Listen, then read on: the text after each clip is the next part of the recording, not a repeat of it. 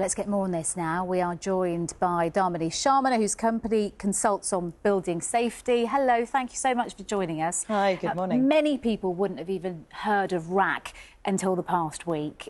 What are the main concerns of the material as you see it when it comes to buildings? Well, basically, it's being referred to as a concrete product, but it's not actually concrete. It's very lightweight, porous material that was used predominantly from the 50s to the 80s. And the main concerns with it are its structural integrity and the fact that it was used in the context that it was going to stay in permanent buildings, but actually is not really suitable for permanent structures. So what should it have been used for, if anything?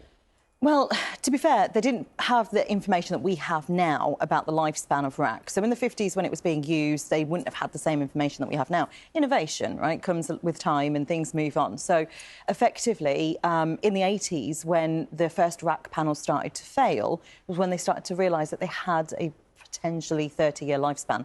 And we've obviously exceeded that by many, many years. That's all the more extraordinary that they realised this in the 80s, and yet here we are, just a week before the schools go back, and suddenly it's now, come to the fore and it's being dealt with as an urgent thing. Well, to be honest, Ben, it was talked about in the 90s. There were processes put in place. It was removed as a product from a permanent use within structural buildings. So they did know about it. It was under maintenance. It was under review. The government were putting measures in place to deal with it. There was MOD advisories around it as well. So there were lots and lots of things that were talked about and done, but perhaps not at the scale and at the pace that they now need to take place. And can you talk to us about the types of buildings that this was used for? Starting from the 1950s onwards, we're talking now about schools, but this could affect many more public buildings.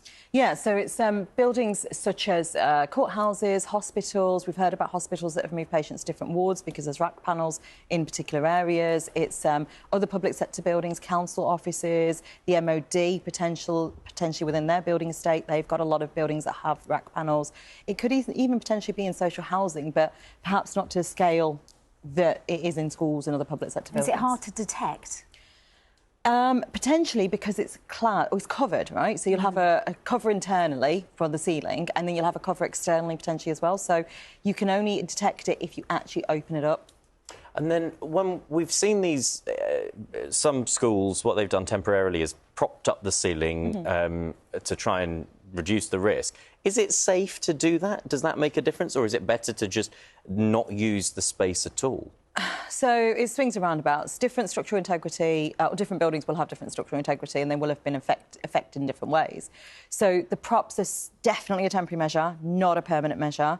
Ideally, if a structural engineer has seen it and they say that the space may be safe to use temporarily, then that's fine. They're the experts. But it's more important to get that rectified as soon as possible to prevent further damage to the building. So my recommendation is that you go with what the structural engineer says, and for the most part, it's a temporary, very short-term measure. See, this is the problem, then. We talk about it being temporary. How many parents, thousands of parents up and down the country, there's so much uncertainty. They don't know how long this issue will last for if their child's school is affected. So in terms of a timeline, what does the time frame look like, do you think, for getting this sorted? Well, that's how long is a piece of string. It's going to take months, if not years, to rectify all of the buildings that have been impacted by RAAC.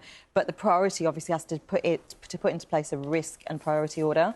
So determine which buildings need to be done first. Schools, obviously, hospitals. Those are high priority, high risk buildings. Court buildings, potentially you can move the work that's going on in there to other less risky buildings. But it isn't something that's going to be fixed overnight. We've got to first investigate, determine that RAAC is present, then put in place a remediation programme. And the removal of RAAC panels isn't a short process as well. They've got to be removed from the top, and the building has got to be held together while that's done, and then obviously a new roofing structure put in place. OK, Damini, thank you very much. Really good to get your expertise. Damini Sharma there.